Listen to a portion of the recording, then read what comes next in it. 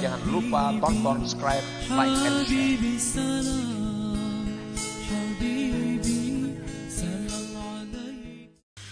Musyahadatul abdi qurbah. Musyahadatul abdi qurbahu ta'ala minhu tusmirul muraqabah. Menyaksikannya seorang hamba akan dekatnya Allah daripadanya itu membuahkan muraqabah. Membuahkan muraqabah. Kalau kita sudah merasa bahwa Allah itu dekat, sangat-sangat dekat, itu akan menimbulkan dalam hati kita yang namanya muraqabah. Selalu dilihat Allah, selalu diketahui oleh Allah, selalu diawasi oleh Allah.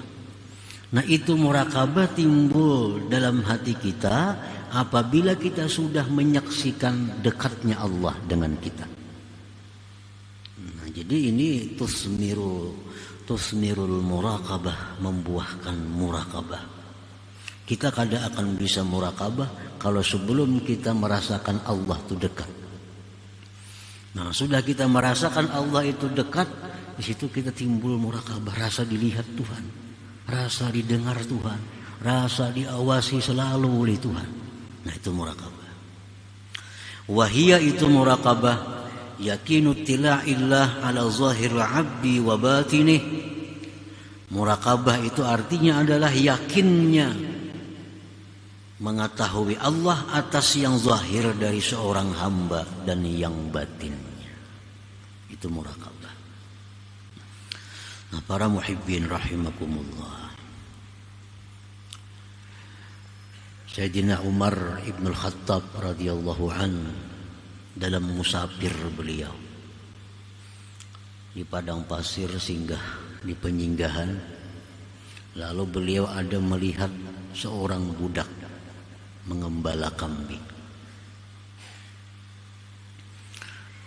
Didekati oleh Sayyidina Umar, "Wahai budak,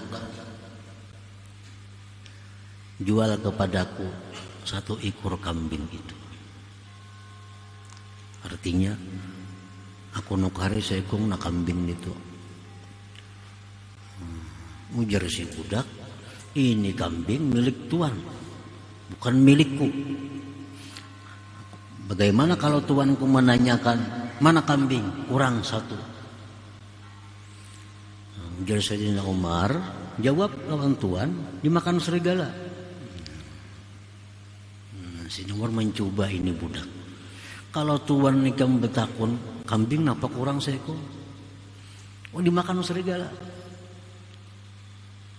Lalu ujar budak, kalau tuan itu bisa saja dikatakan demikian. Bagaimana dengan Allah? Bagaimana dengan Allah? Kalau Allah menanyakan kepadaku, mana kambing yang satunya?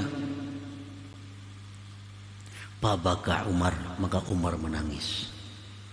Nah, menunjukkan bahwa seorang hamba yang berkulit hitam, pengembala kambing itu ternyata punya sifat muraqabah, selalu merasa diawasi oleh Allah Subhanahu wa ta'ala.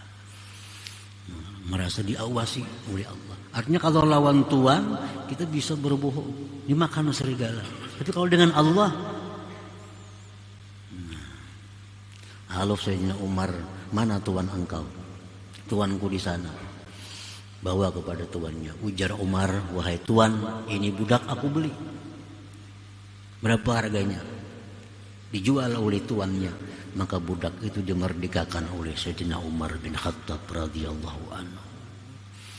Nah, jadi artinya Allah memberikan ini sifat yang mulia muraqabah kepada seorang budak hitam, seorang hamba sahaya. Yang itu barangkali tidak diberikan Allah kepada orang-orang yang merdeka, kepada orang-orang yang bebas. Itu adalah anugerah Allah yang Allah berikan kepada orang-orang yang Dia kehendaki. Nah, para muhibbin rahimakumullah. Di dalam pasal yang sebelumnya, Imam Ahmad ibnu Athaillah ini menjelaskan tentang wusul, sampai. Nah, sedangkan di hikmah ini yang ke-214 tentang dekat. Mana tingginya dua kedudukan itu di sisi Allah sampai dekat. Nah, kalau sampai itu dijelaskan bahwa sampai itu kita mengetahui, merasakan bahwa segala sesuatu itu adalah perbuatan Allah. Hati kita. Nah, hati kita melihat sesuatu apapun itu merupakan karya Allah. Kalau demikian sudah kita masuk dalam golongan orang-orang yang sampai. Hati jangan diucapkan. Bila diucapkan itu istihza billah, itu bisa jadi maulu-ulu Allah dan bahaya iman kita. Jangan dianggap enteng dengan mulut, dengan lisan. Bisa melihat ada yang kurang bagus atau akhlak orang yang kurang baik, wah itu PL Tuhan. Ini istihza billah, bisa kafir. Ini perkara hati, perkara hati. Fi'lullah. Nah, kita melihat sesuatu, hati kita mengatakan bahwa itu adalah fi'lullah, perbuatan Allah. Nah, itu hati. Jangan dianggap remeh, jangan diulah main-main. Ini bisa menghancurkan iman. Sambil duduk-duduk misalnya buat PL Tuhan, jangan PL itu bahaya dengan iman kita. Ini perkara hati. Nah, bila sudah hati kita bisa melihat, hati kita bisa menyaksikan, diri kita bisa merasakan bahwa yang ada ini adalah fi'il Allah, itu sampai. Kita sudah masuk golongan orang wasilin, orang yang sampai walaupun derajat yang paling rendah. Nah, sekarang dekat dengan Allah. Dekat dengan Allah, merasakan kedekatan Allah dengan diri kita. Setiap yang dekat belum tentu sampai. Setiap yang sampai pasti dekat. Nah, ini menunjukkan bahwa martabat usul lebih tinggi daripada martabat al-qurbi atau dekat itu. Lebih tinggi usul. Orang kada akan bisa usul kalau kada qurbi, kalau kada dekat terlebih dahulu. Nah, ini menunjukkan bahwa usul itu adalah target utama kita. Nah, usul target utama kita. Kita mesti sampai ke situ. Kita mesti sampai kepada derajat di mana hati kita menyaksikan bahwa semua itu adalah fi'il Allah. Target utama. Nah, kalau kita belum sampai ke derajat itu, belum sampai ke derajat musyahadah fi'lullah, kita ambil yang di bawah, yaitu menyaksikan kedekatan Allah dengan kita. Nah, ini kalau kada kawa sampai ke usul, barang kita sampai di qurbi ini. Nah, Rasulullah SAW bersabda, "U'budillah ka'annaka tarah, fa illam takun tarah, fa innahu yarak." Ini Rasulullah menyampaikan kepada kita target yang utama. Hendaklah engkau menjadi hamba Allah yang selalu melihat Allah. Artinya hendaklah engkau menjadi hamba Allah yang selalu menyaksikan mata hati engkau itu akan fi'il Allah. Itu kalau bisa.